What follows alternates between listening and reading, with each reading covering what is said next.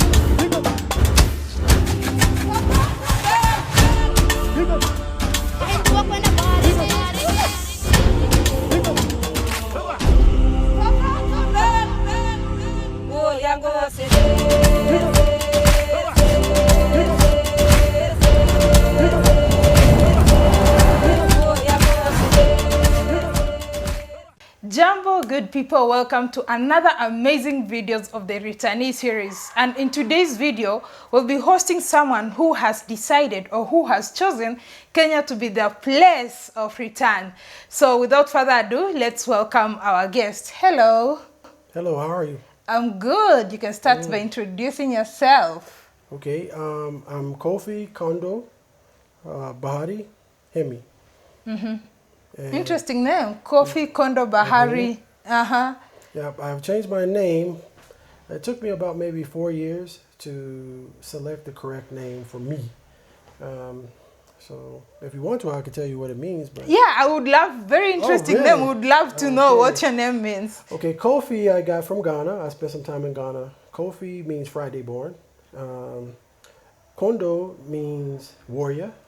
From my my past experience as far as military, and Bahari means beach. I'm a beach lover. I love the water, and Hemi means protector.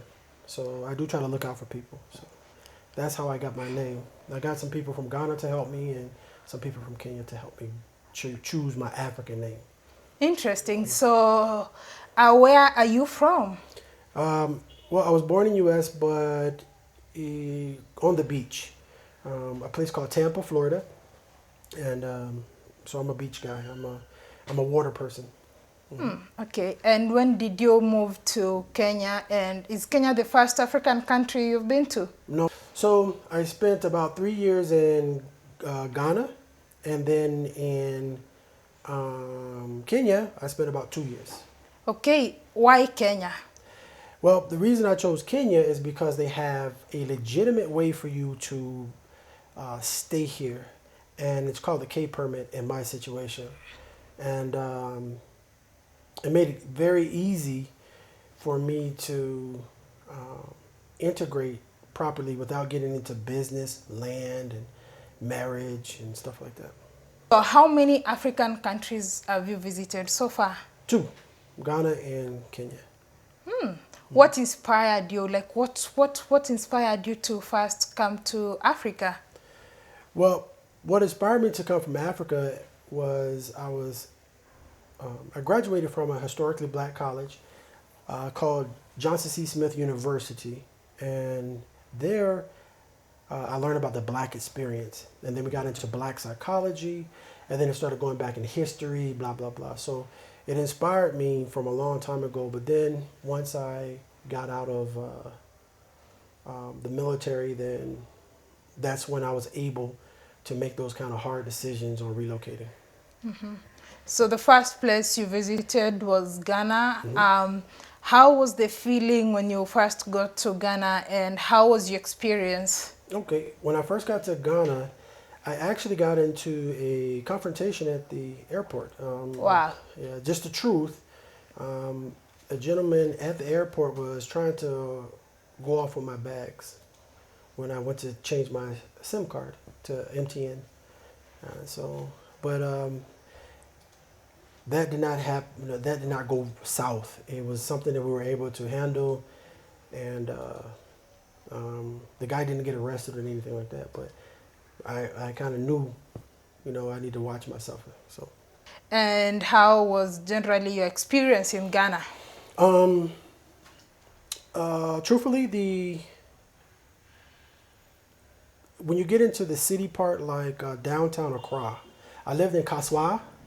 Was one of the areas I lived in, and it's another one. Now I forget the area, but it's more predominant where the governors and stuff live.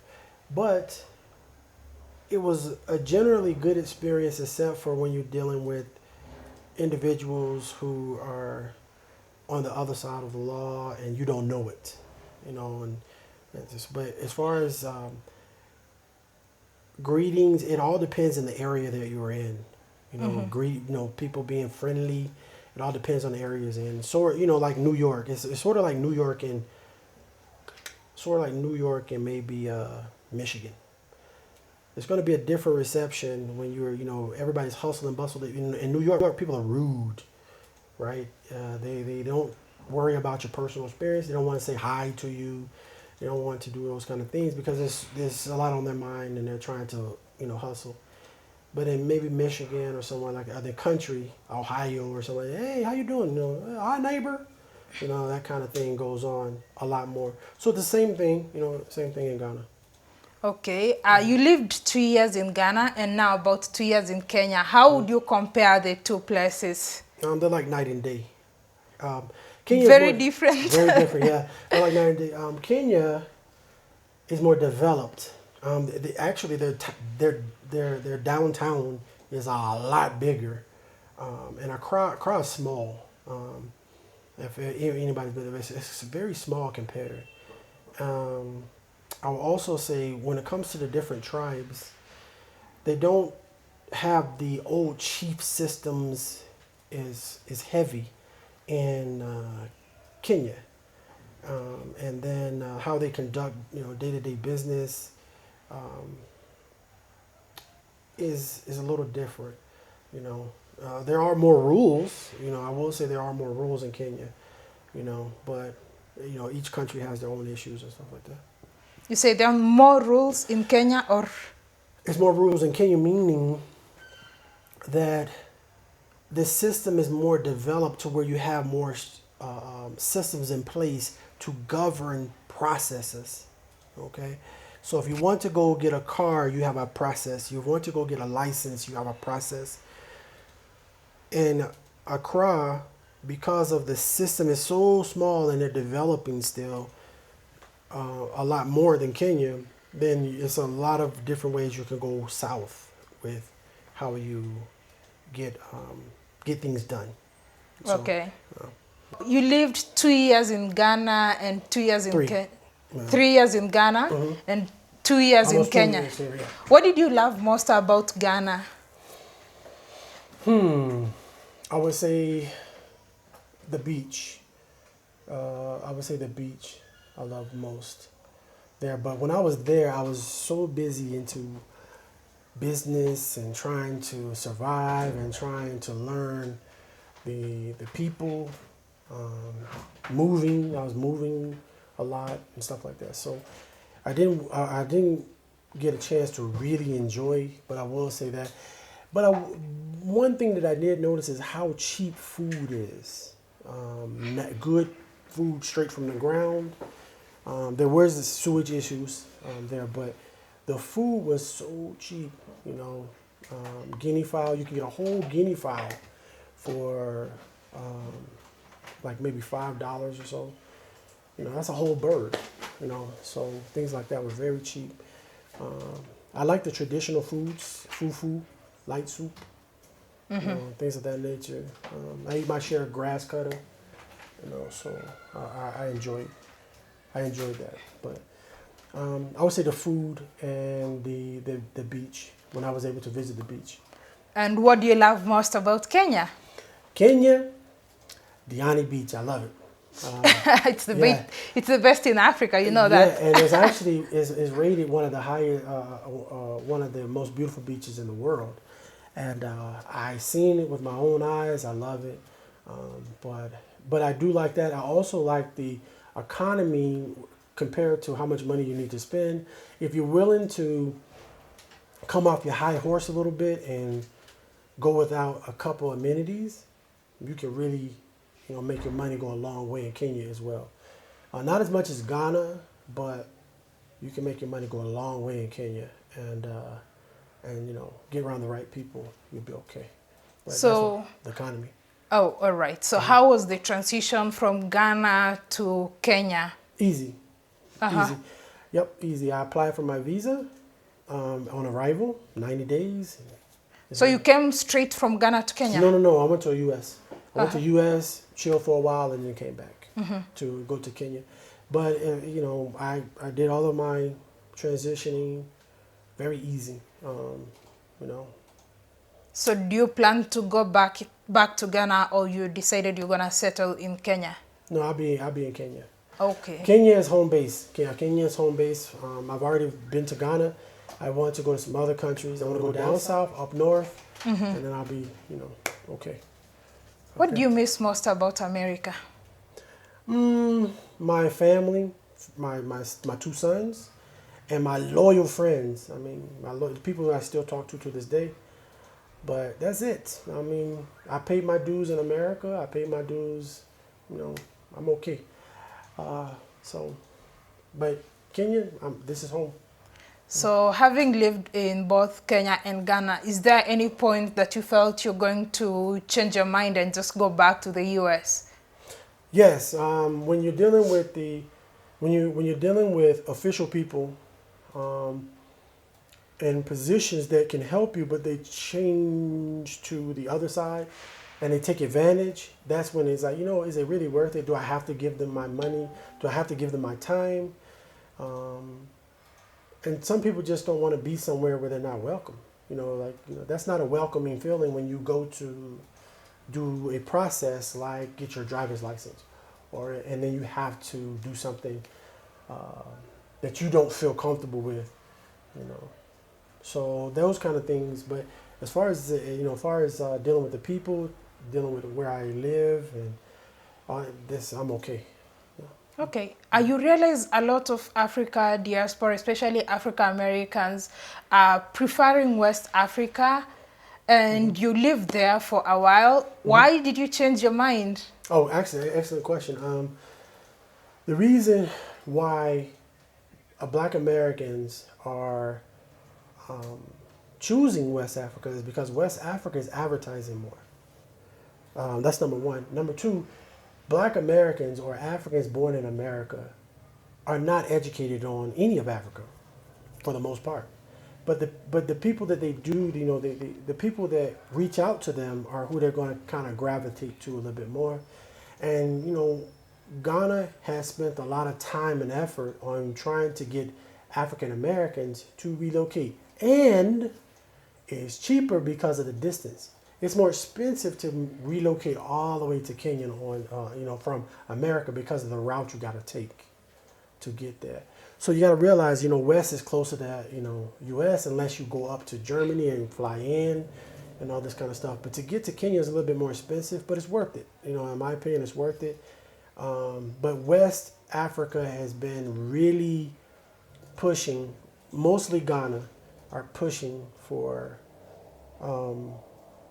diaspora to come home. Just look on YouTube and just look. The first thing that comes up is Ghana, Ghana, Ghana, when it comes to, and there's all these flashy things, year return. They don't have an African American Association of Kenya for some smart, young, energetic person. Well, that's something you, in some field that I'm old, I'm could fat, be. I'm okay. But I could put a bug in your ear. I could drop a seed. Okay? But they do not have an African American Association of Kenya. But Ghana has an African American Association of Ghana. Well, maybe we expect you when you come here, you'll drop the American and you'll just be Kenyan. There you go. Aha. And that's So the that's goal. why maybe there's no That's right. not that kind of organization or something. Right, So you right. come and you just become part of it. Right. Yeah, part Right, of the community. True. That's true. Yeah. So with all the incentives, advertising, and all the good things, why didn't you stay back in Ghana? Because of my personal experiences with the corruption, and we'll get to that part, I guess, when later on, or maybe another show or whatever. But most of the time, you don't get a lot of support when it's time for you to make a huge decision like moving to Africa. Your family is going to tell you, we don't know them. So you don't get that. Your friends go like, man, they still in trees and they still doing this, they stuff like that. And it's 2020 and people still ask the monkey thing. It's crazy for me. And people continue to also be in the mindset, the slave mindset that us coming together will not work because we work against each other and blah, blah, blah. But, just imagine someone never knowing about Africa that is black. They don't know about true Africa. They don't go through this. And then you don't want to be seen as militant, like some of the other, not Marxists, but the Pan-Africanists, the Black Panthers. And, you don't want to get into that kind of arena as well, because there are a lot of them in Ghana. It's a lot of the Pan-Africanists,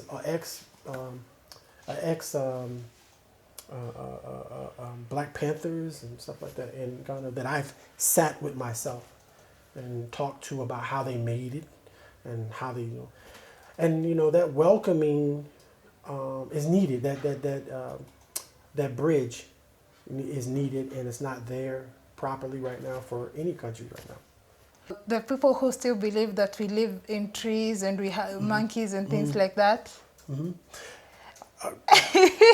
That's crazy. That's very interesting. Anyway, I have some lions and tigers and tigresses as pets. You saw them outside there.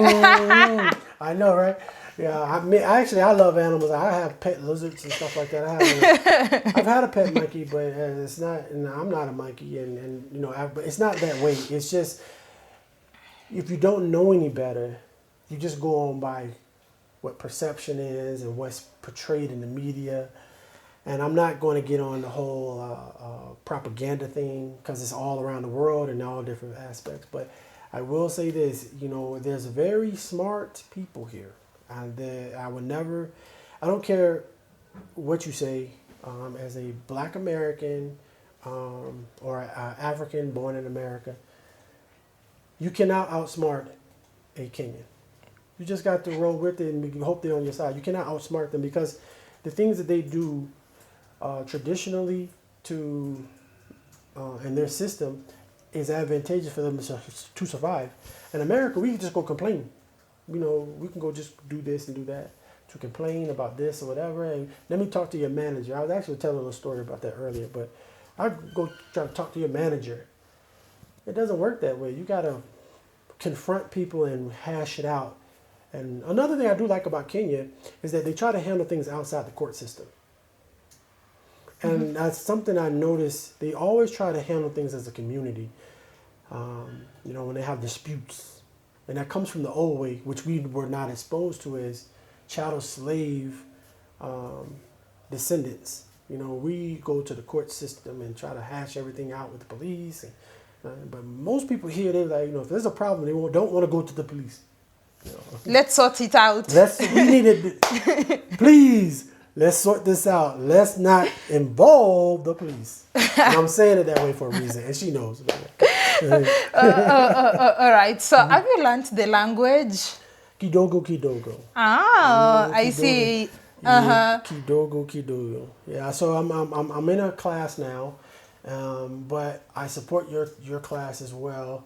And as time goes on, I'm giving myself 2 years to learn the Swahili, but I'm trying to learn proper Swahili, but not the one we not speak. the slang, So the one we mix with English.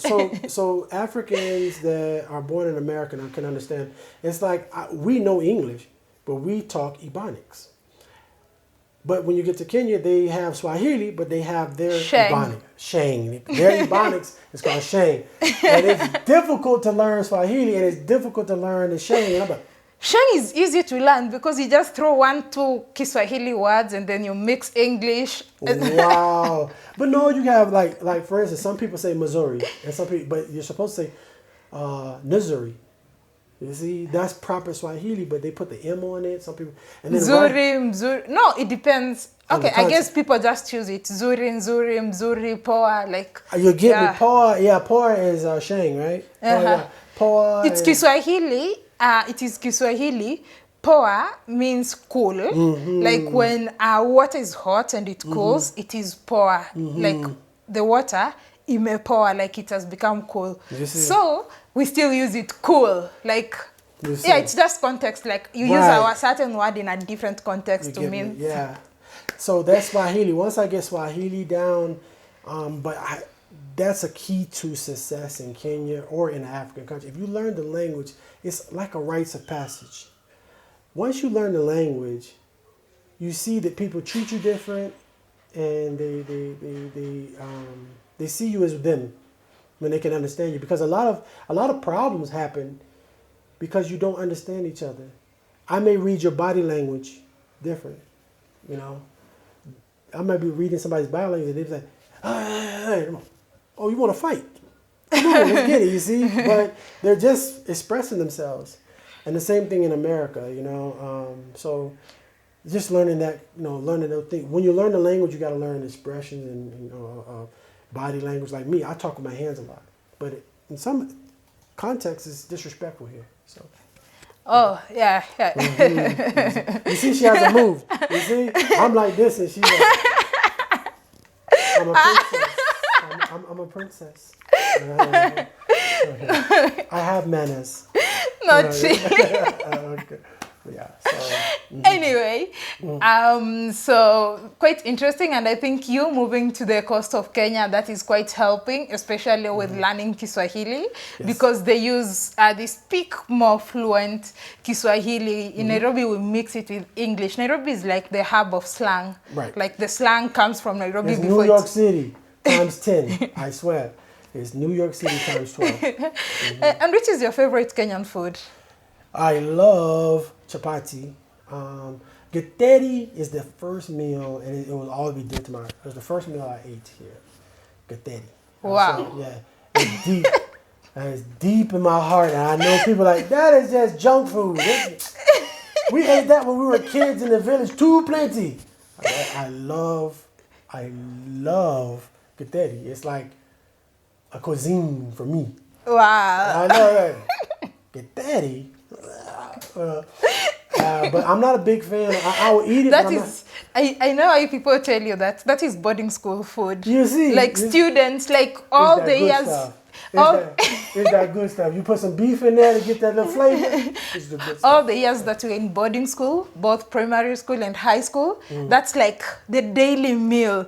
Monday to maybe twice a week, that's when we could have something different. But from Monday to Monday, it's all that every day. So that is why when you talk about Githeri, people are like, we've had enough. More for me. I'll be the first in line. Okay, but yeah. But I love Githeri. Also, I like guinea fowl. I like guinea fowl as well here. And of course, I don't know if people understand how good the mud crab is here. They have a different species of mud crab. They get about this big. But it's a mud crab, not like the mud crab in Florida, okay? Because I'm a Florida guy. But mud crabs in Florida have no, there's no competition. Kenyan mud crabs are excellent meat and very filling. So they're big as Dungeness crabs. That's how big they get. Okay, but just keep that in mind and make a note to look at the mud crabs in Kenya. The taste is the same? Oh no! They're much better than crabs in America. Oh, I see.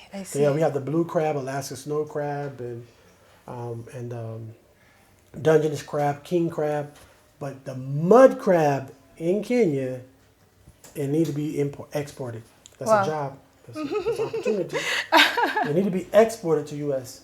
Oh, that's awesome. I Okay. could do that, although I think you are more of a coastal person, and that is Definitely why am. you moved from Nairobi Yes. to Mombasa. Yes. Yeah, you love the beach. Yeah, y'all can have the New York cities. I'm okay. Y'all can have the Nairobis. I'm a coastal person. Things are a little slower there. I can relate. I got time. If I make a mistake, I can recover. But when it's pop, pop, pop, the hustlers gonna be hustlers. So Relaxed. yeah. You choose to have a relaxed life. yes, that's what it's for. Life is for being okay. It's not, yeah. So, okay. So did you need a visa before getting to Kenya? Okay, so Kenya has visa on arrival, which most people that are visiting got the visa on arrival for 90 days, pay $50. But you also can talk to the embassies in the U.S. if you want to do one before you get here. But visa on arrival is how I came. It's 3 months, $50. Then you can extend, which I did, for $20. Okay, $20 for how long? 3 more months. 3 more months. Because I was already in Oh, because you're already in the country. Then you must leave. Okay, you must leave whether you do or not. We're all grown people, but you must leave. And after you leave, you only have, there's no stipulation. So you can leave for 24 hours. You fly home, you fly to Europe. You just can't do any of the East Coast. So that's Uganda, Tanzania, or Kenya. You have to leave all three of those countries for at least 24 hours. Oh, and then you come back. Then you come back. You can go to Ethiopia. See? Ethiopia is up here. Okay, you can go to Ethiopia and then you come back. You come back and then you go through the same process again, do visa on arrival. They give you 90 days. Then you can extend. Okay? Once you extend, you go to the immigration, you extend. That's 6, so you're already there a year. You're already there a year. Yeah, that would be a full year already. That would be a full year. And it's best to do it the right way because so you don't have any problems, Just do it the right way. It's easy. It's not a big thing. It's not a lot of money. So all these people talking about, I don't have this kind of money. I don't have that kind of money. Just come back and forth, before you try to live here. That's probably for another show. So that means someone can actually live in Kenya for a year for about $140. Yes. Just that at the end of 6 months, they have to step out of the East African community. Yes. Whereby they can go to maybe like Ethiopia and then come back. Yes. They have to leave if they do not get an extension. So we're clear. They must get the extension to stay the 6 months. So it's 3 months and 3 months. Okay? Yeah. All right. And you have to request that through the immigration. If the immigration is their system, if the immigration say, no, we're just going to let you stay for 1 month, then it'll be the 3 months plus 1 month. But they normally will give you 90 days. They're not trying to stop you from being there. They just want to make sure you do it the right way. You request through a form. I'm requesting, and they're going to ask you why you want to stay. Just say, I want to continue being a tourist. I want to continue to see this. I saw this charity I wanted to be a part of, or just tell them the truth, and they would give it to you. But you got to pay your money, that $20. Oh, okay. And immunizations, did you need any vaccinations or immunizations? Yes, you have to have the yellow fever and malaria, but I chose to have more. I got typhoid and all that kind of stuff because I don't like mosquitoes. So I want to try to keep them away from me as much as possible. But that's all you really need. But oddly enough, when I came here, nobody asked me for my shot records. That's just the truth. Every time I came, nobody asked me for my shot records. But it is a requirement, so it's better to have it. Especially, I think yellow fever is the compulsory one. You see? But they don't ask you for it. That's just the truth. Yeah. They don't ask you for it. But it's better to have it in your luggage and you'll be okay than you come over here and you get sick and you didn't do it or whatever. Okay, okay. And what type of visa do you have right now? Okay. It's called a K permit. Okay? K permit. As in kilo. K permit. Please look it up. It's legitimate. It's straightforward. It's very easy. And the requirements is that you must make $24,000 US per year from a entity outside of the Kenyan economy. So you can have a business for all you high-speed business people. You can have a business in the United States that makes over that amount. You use your tax returns or whatever you're doing in the U.S. and you prove to them, okay, because you have to upload that kind of information. You prove to them by uploading it into the system, saying this, and you request, okay, that they allow you to have the K permit, and you go through the process with immigration. The next requirement is you just have to have a valid, legal, real passport. So why, I'm going to get on my soapbox, but I was going to ask, why don't more people take that avenue to come to Africa? Is my question. Because there's a lot of people making more than 24. So, okay. Oh, so as long as you're making 24, that's about $2,000. That's no, 24,000. So that's about $2,000 a month. Okay, if you're making like $2,000 a month U.S. currency, okay, then you can apply for that permit, and then you can stay for. And mine is 2 years, so I got to do it 3 years. Okay, and then the other part of it is that you must do a surety bond for the equivalent that's worth $1,000, but you only pay $100. So if you break that $100 up for your surety bond that's worth $1,000, then you will be roughly $2,000 and some change per month that you need to make, and then you can stay. You know, you can stay. And how long is the valid, or for what duration is the K visa valid? 2 years, and then you reapply, and they would give it to you, right? But what captures a lot of people is that you have to pay for that permit. You got to pay $2,000. You got to pay $2,000 plus you got to do the surety bonds at $100, so it's $2,000 some to pay it. But we pretty much buy groceries with that. I mean, we eat that money. Oh, so with $2,000 you'll get your K per $2,000 plus the surety bond. You know, you got to go, like I use Brentham insurance, but when you use that bond, it's part of the requirements, and it only costs like $100 or something, because you're only paying the 10% or so of the $1,000 that the bond is. So what's the total amount that you'll pay? $2,000 and plus the $110 or something like that. Oh, so about $2,100. Yes, and then you'll be okay for the 2 years, and then you just re-up and keep doing it, and you'll be okay. If you can't raise $2,000 in a whole year, you know, let alone 2 years, you have 2 years to raise up another $2,000. It's very reasonable, and it's a legal way for you to come. And then the only reason you have to pay the $100 is because if you come and do something wrong, and they have to hunt you down in Kenya, or you ran to Tanzania or Uganda, that money, they would sue the insurance company, which in my case would be Brentham. Brentham pays the $1,000 to the government to go find you. That's what it's for. Okay, that's quite interesting. And are you working on your citizenship? Yes, it takes 7 years. I don't care what people say. But I'm telling you, it takes 7 years legally to become a citizen. So I have to do it 3 times. And one of the requirements is that you need to be able to speak the language. Now, they may ask you a few words, but it's better to know those few words.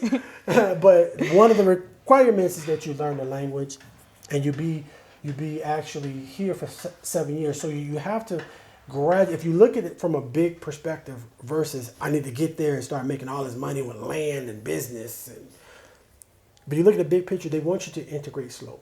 That's the ideology.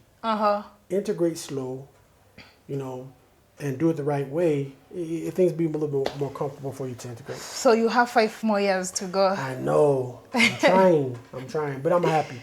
I'm in a place where I'm comfortable. I'm a Mombasa fan, but not for the tourist part. I'm a Mombasa fan because of how welcoming they are as far as integration. All right. And did you have to ship your items from the U.S.? No. I'm a little bit more adventurous than the average African born in America. I came with 2 big bags of clothing. I had a lot of electronics. You know, I'm big on electronics, and I said I will build. I didn't build. I put a lot of things in storage, or not storage. I put a lot of things in storage from Ghana. But all of my American things I pretty much, sold or gave to people. I just wanted to part ways with America peacefully. You mentioned about someone, if you're getting the K permit, you must be making at least $2,000 every month. Yeah, in order to get the K permit. Yes. But we had also talked about someone who's staying, how someone can be able to stay for a year, for a full year, without necessarily having that requirement. So, my question is, very good question, yes. For someone who is coming and it's their first year and they want to maybe try that one of living 3 months or 6 months and then another 6 months, how much would someone need to survive per month? Okay. You're talking about in Kenya, right? Yeah. Okay.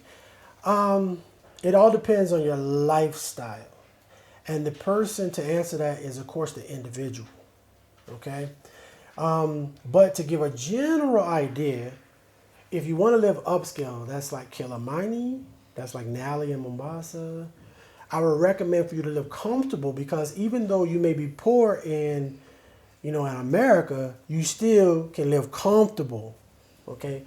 I would say about $3,000 per month. Per month. Wow. And to live comfortable. Yeah. Okay? Because I know that. I'm not talking about a Kenyan looking at this video and saying, yeah, I'm looking at it, I'm like, you can do it cheaper. You know you can do it cheaper, Kofi. No, I'm talking about, I know Africans born in America. Okay, because they're not going to know anything about going out to the village. They're not going to know anything. They don't have that. They're not going to be, because in America we go out to eat every day. Oh, so you're counting the cost, like they're not cooking, so you see, so when they come, they're not going to say, "Oh, I wanna cook, I wanna because go to the market." the first year, they're not going to do that. No matter who they are, they're not going to be doing that. They're going to be saying, "You know what? I need some of the comfortabilities of, I want to Uber every day. Ubering every day, right?" And then fuel and traffic is different. Traffic is a lot different. You spend a lot of money on fuel on that. Now that's upscale. Yeah. Okay, now let's work our way down to village or whatever case may be, or sideways. Not down, but sideways. So then if you want to be in a place that's kind of like middle, rural. Rural means like the hood or suburb, or not suburb, but the urban areas. Then maybe I would say about $1,500 to $2,000. Okay, and according to a black African born in America coming and being comfortable to reintegrate in, that of course will go down once they get used to, I can go here and get this for a little bit of money. I could, okay, and you also got to take in the fact that people are going to overcharge you in the beginning, especially with your ad, they're going to overcharge you, so you're going to need to cover yourself. You need a cushion. And that's why I'm giving these more realistic prices. Okay, and then and even in the U.S., these are very low prices. These are very low prices in the U.S. And then if you want to live like outskirts, or we call it the country. So we're talking about Minnesota or Ohio, some of the country areas. Tallahassee, Florida type of thing.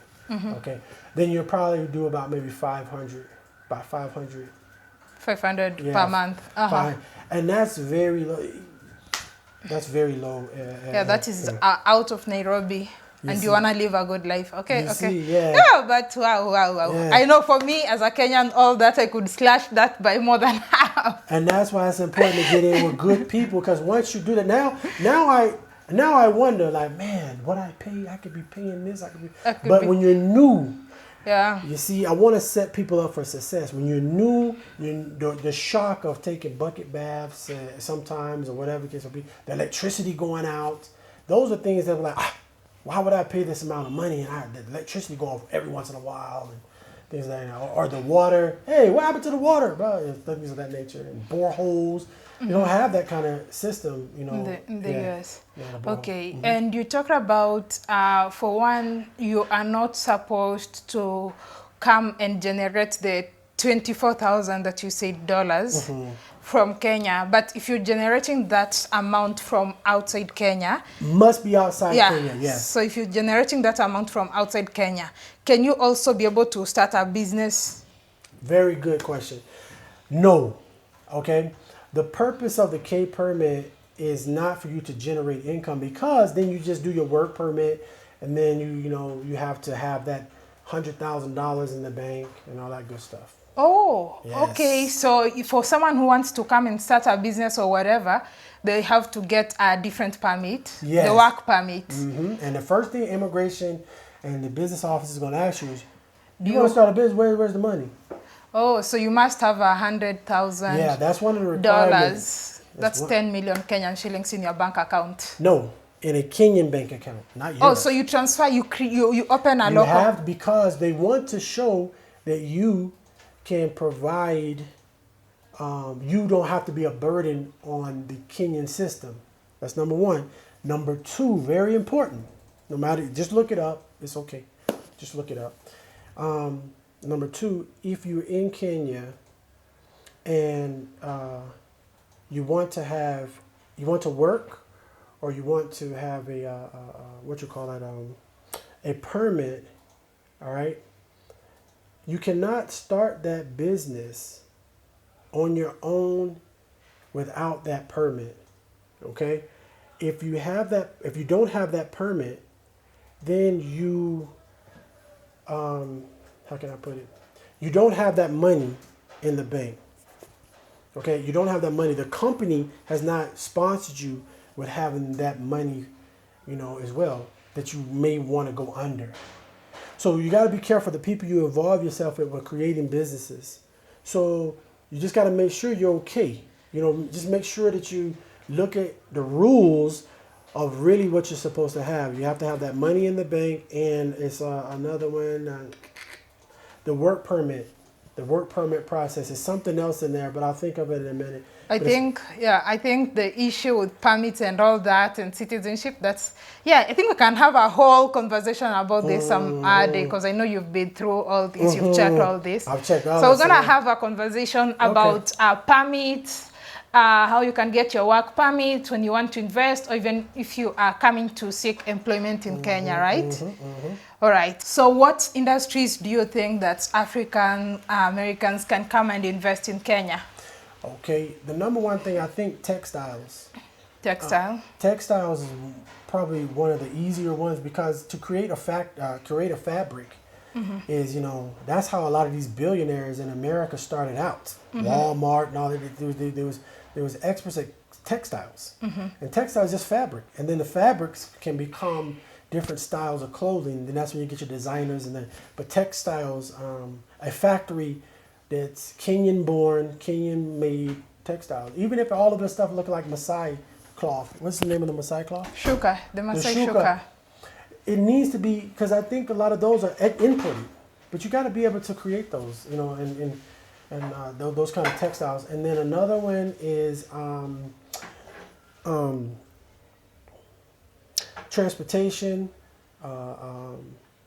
import export of certain things that, like tea is exported, but Kenya, I think, has a problem with the factories. Processing. That's we export, they process it, sell it back to Kenya in premium. That's what I'm saying, the factories. So it's the processing. That's the correct word. They really need help with processing. Actually, it's not like we have factories that make that, but value addition. Okay. Yeah. Okay. So like the Lipton tea, it's made here. They send it. They do put the flavors and all those additions, just value addition, and then they send it back to the country. They should do it here. Yeah. It's just so yeah. So those kind of things, those kind of things that help. But everything with the crude oil and all that kind of stuff. I thought it was processed somewhere else. Was that the same thing with the fuel? Yeah, it's processed somewhere else. And then sent back. So processing factories, if we have enough people that want to invest in something like that would help, in my opinion. If a person can create a concept of building factories, building things that can produce in Kenya that can be shipped outside, then that would really help, I think, Kenyans and the Kenyan economy. I'm a big fan of that. I just don't have the cash to start all these huge factories. But why don't we have a Kenyan car? Ghana has a Kenyan car. I met the guy who started that Kantaka, it's Kantaka. Kantaka. Yeah. I met the guy and I wanted to get one. And they do hire purchase. But we as Africans must support that vehicle because it's born and bred. But why hasn't anybody done that in Kenya? Why can't we have a Made in Kenya car? We do. We just don't know. Okay. So that needs to be promoted bigger. So where's that factory? You see? So more of those kind of factories. Yeah. It's just the producing the type, the proto. I don't know if you can call it proto. It's not like really good looking. Yeah. You see. So, but everybody should have that not good looking car. I'm laughing because people are making memes about it. I know, right? You see, everybody should have it because the Kataka is not the best looking car. It's not the best looking car, but it's There's only something else anyway. I will get one. I'll be rolling around. Usually, I will get one. So that's your homework. I'm going to show you. Yeah, so it's on film. So okay, if it's Kenyan made car, I will invest in one. So you can hold me to it. Okay. Because we need to support African industry, and that's an issue. Supporting African industries is a problem because when they do make it, sometimes it's just not the best right now. But you gotta support it so they can develop. But go ahead, because it wasn't always a good Hummer, and because that's a U.S. car. It wasn't always a good Hummer. It wasn't always a good Ford. It wasn't always a good Ford car. Okay. Lastly, any advice that you have for African Americans who want to move to Africa or Kenya? Let's do Kenya. Kenya. The number one thing that you should do is, if you really want to come home, is don't rush it. A lot of people want you to say, okay, just now. Don't rush it. Come visit. Do the extension. That's why, you now know you can come for the 90 days. You can do visa on arrival. Come and go. Visit 4 or 5 times, whatever. That'll get you about a year, 2 years already. If you want to do it as well, make sure that you do it the legal way. Foundations, I'm big on foundations. If you start something on a rocky foundation, no matter how beautiful it is, it still has a bad foundation and it may collapse. If you do things the legal way, then you have a little bit more footing on defending yourself on what you create, because you may create something that's very nice, but if the process is wrong and the process is faulty, then people can take advantage of that. Especially if you have a unique idea that can actually help Kenya, then you need to benefit from it. You need to benefit from it. And so trying to do things legally. Thirdly, I used to think bad about this because of my experience in Ghana, but you need a lawyer. And I know everybody, does not promote the expensive, lawyer fees and this, that, and the other, especially Africans born in America when it comes to lawyers. The expenses are very high, and then when you try to go to court and defend this, that, you got to pay more. And so when you come to Africa, you actually need a lawyer more because you're in uncharted territory for yourself and your family or wherever. And so you should seek a lawyer, and it takes time. It took me almost 5 years to find a good lawyer, and that's the truth. I've been through some, but it took me, 5 years. So 5 years, but different countries. So different countries, yeah. But two, okay, this country it took me about 2 years, but I think I kind of lucked up on the lawyer, right? Through communication, right? And stuff like that. So I kind of lucked up on a decent lawyer.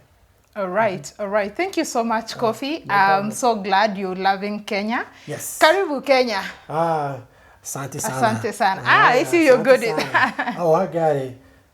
Wait. Wait. Sawa basi. Sawa. Okay. So thank you so much for watching this amazing episode. I hope you enjoyed it and you learned as much as possible. We're going to have another interview later on about the permits, the different types of permits, the process of getting citizenship and all that. We touched a bit on it today, but next time we're going deep into that for those who are interested. And to you, how would you tell African Americans? Tell them Karibu Kenya. Yeah, Karibu, come the legal way.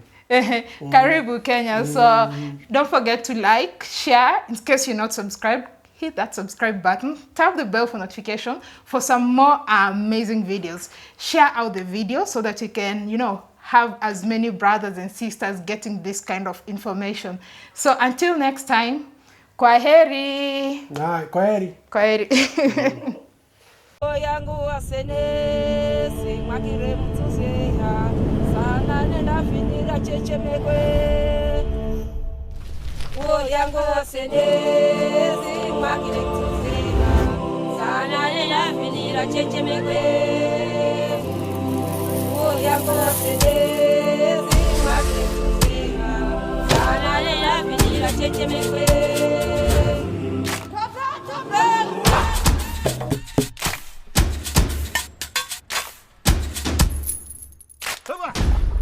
Bagari.